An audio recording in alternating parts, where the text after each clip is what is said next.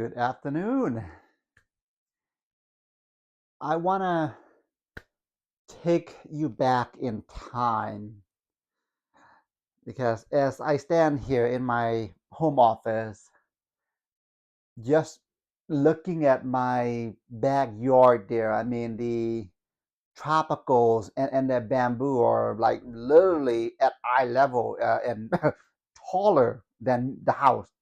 This is the second story. So when I first got the property back 11 years ago, 2013, I was a complete newbie back then. Still am, but I've learned just some techniques since then.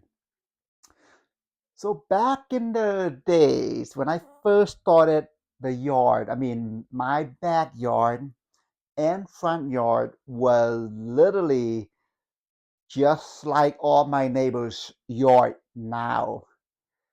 I'm thinking something must have clicked, and I probably went, I probably should stop going with the flow and start making some waves, and that's what I started doing. So one of the first trees, well, before I even get that, so check it out, okay? The bamboo there, I mean, that is literally the definition of a microclimate. Thanks to the bamboo, it is protecting just about everything east of it. We're talking wind protection, force protection, sun protection, the big threes. Now, I will be giving it a nice haircut, putting it down heavily once the threat of frost is gone. Now, to the right, actually, I wanted to show you. So look at that. The Inga. It is as tall as the bamboo. 2017, okay, when I got that guy, actually from an online reseller in Hawaii, of all places, via Amazon for like $26, I think. Yeah, I mean, it is. Let me look at him now. And that's actually after a few years of it dying down to the roots. It made a really nice comeback. You know, several years later. I mean, look at him. Now, next to it, to the right, the Jamun, the Java plum. Oh man, that guy is a champ. Year after year, I mean, he's been able to take the Central Valley's climate. We're talking the intense frost, the intense sun, unprotected without any issues. I mean, yeah, it started fruiting last year. It's just, if you've not had a fresh jamun, oh, it is. It's something that's very distinctive. It's really, really good. So now, of course, if you look at this guy right here, look at him, seedling Inga. This is the it's got a few nicknames. The white Inga, the yellow Inga. Oh, I mean the ice cream bean, but it looks cool. Anyway, yeah. So today I wanted to show you the very beginning of some of my tropical fruit trees and comparing it to the state of today in the middle of winter.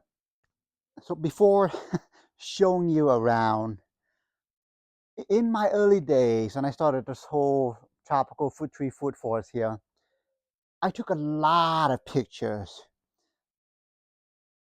These pictures allow me to kind of keep an eye on the progress, any successes, and more importantly, any failures. So that's why I've got all these pictures from like the first time that a tree is planted in the ground, which I actually still do today, again, just to kind of keep an eye on the progress. But the bamboo that I wanted to talk about is, yeah, I mean, it's hard for you to visualize it, but this guy is like big, big, big. When it was first in the ground, it was a couple of stalks. I say maybe no higher than 6 inches. But here it is, 11 years later. Yeah. And again, with bamboo, I keep pruning it down each season.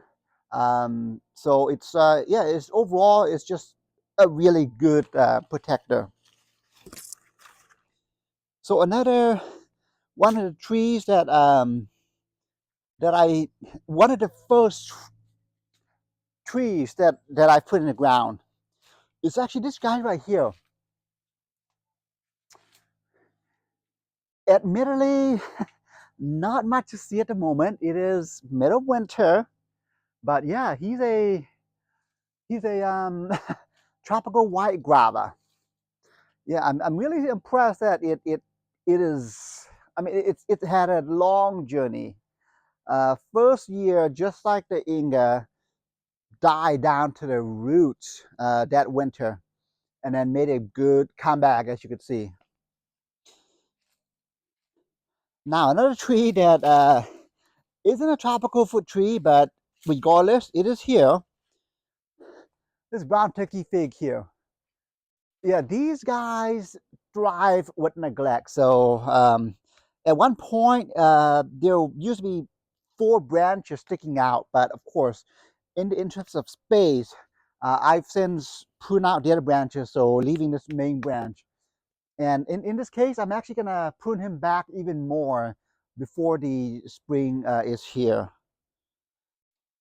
So going down the yard. So check it out.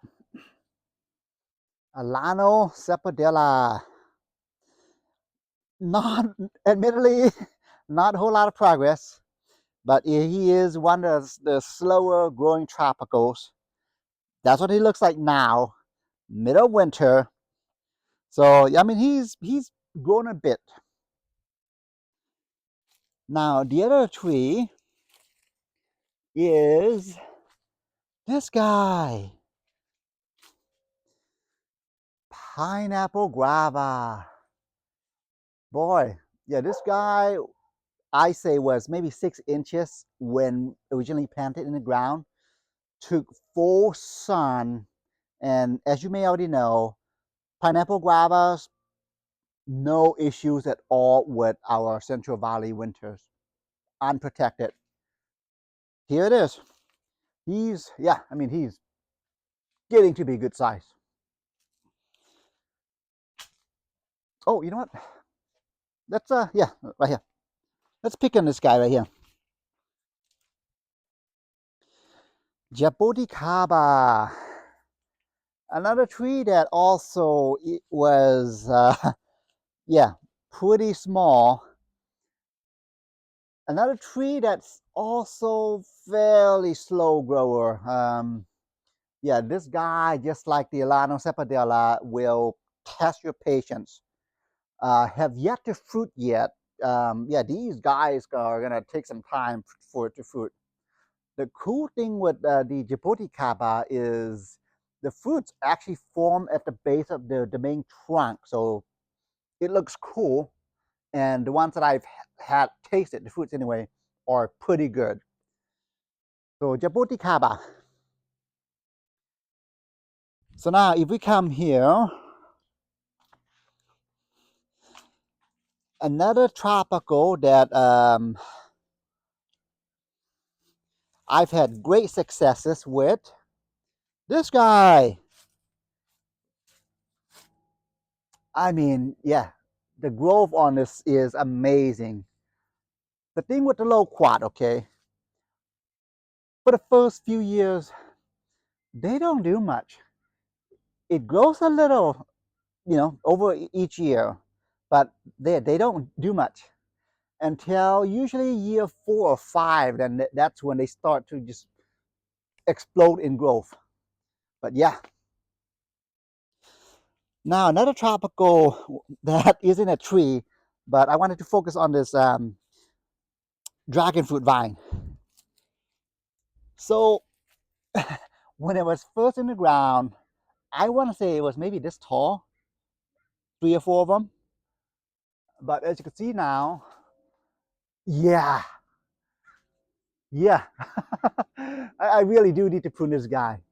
But it is like my entire pergola is nothing but just vines and vines of the cactus here, the dragon fruit. So another tree is this guy right here, Gaffner etamoya. Yeah, this was actually I know I've mentioned this in the past, but this tree was actually one of the true tropicals that I was really impressed with being able to grow here. And because of this particular tree, everything else is growing because of this tree. Because I figured, hey, you know what? If I can grow this here, what else can I grow?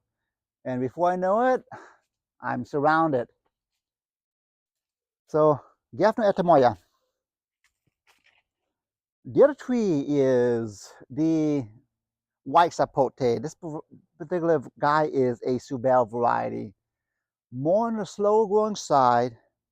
But yeah, no, for the past 3 or 4 years now, this guy has been pretty consistent with giving me fruits. Just not the world's fastest grower, but it is not an issue for me just because, as you can see, I mean, the fruits are within reach. So white sapote. All right, let's focus on this mango here. Kind of sad looking. This is frost damage. Yeah, of course, it doesn't help too that it's not getting a whole lot of sun thanks to the bamboo. So the microclimate that the bamboo is providing or giving it is also kind of a double-edged sword, which is why I keep saying once the weather warms up, I'm going to prune back the bamboo heavily and therefore giving a lot of sun exposure into this area. But yeah, very impressed with this Manila mango. Next to its buddy here, also another Manila mango. Yeah, this one is it's faring a lot better than the one back there, just because it is getting some morning sun exposure. I do need to stake him. He's getting a bit too tall, but yeah, I keep saying this, but for starters, Manila mango varieties are going to be your best option just because these guys are very forgiving. So, another tree, a sapote, a black sapote by name. He's actually in the persimmon family. That's great here in the Central Valley. Yeah, I mean, I need to, just like the bamboo, I'm going to be pruning down the ice cream bean heavily come this uh, spring, giving it much needed sunlight. But this guy, this particular year, because it's been a kind of a mild winter, practically no damage at all. I mean, right around this time in previous winters, the foliage would have been like all black. That's how you know the tree is stressing. But as you can see above me, it is just practically shaded, protected from the frost as it descends from above. So this guy is well protected this particular year. So yeah, I'm gonna go ahead now and take you to the front where I've got a few more examples to show you. Another mango, Corriente mango. Produces fruits that are smaller, but when ripe, incredibly good. Yeah, I mean, this guy in the beginning, full sun without any issues. Same with winter, unprotected. But he's a bit on the smaller side, which is perfect for my front yard, as you can see. I mean, the pure density of the yard makes this guy a perfect patio style mango tree. So coming down the yard a bit,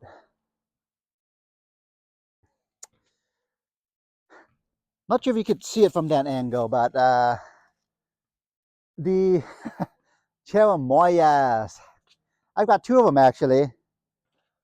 Yeah, these guys were grown from seed, and as you can see, the size that they are now, insane. But yeah, cherimoyas in the Central Valley, they actually fare so much better than Etemoyas for some reason.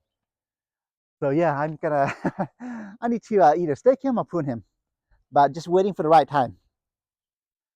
So now if you follow me, I've got two other trees that I wanted to show you the results.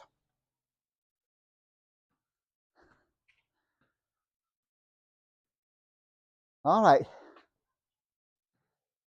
first tree, Kerry Starford. I mean, yeah, this guy is what most Starfords, they are heavy producers, very productive trees. Produces, of course, year-round fruits. Wintertime, this is the winter crop, so it's not as big, but it's a winter fruit. Now, next to him is one of the first Kerry Starfruits that I have in the yard. He's grown quite a bit, not as much as its big brother here, but yeah, boy, I mean, this is talking about productivity here. Yeah, I mean, you know, side tip,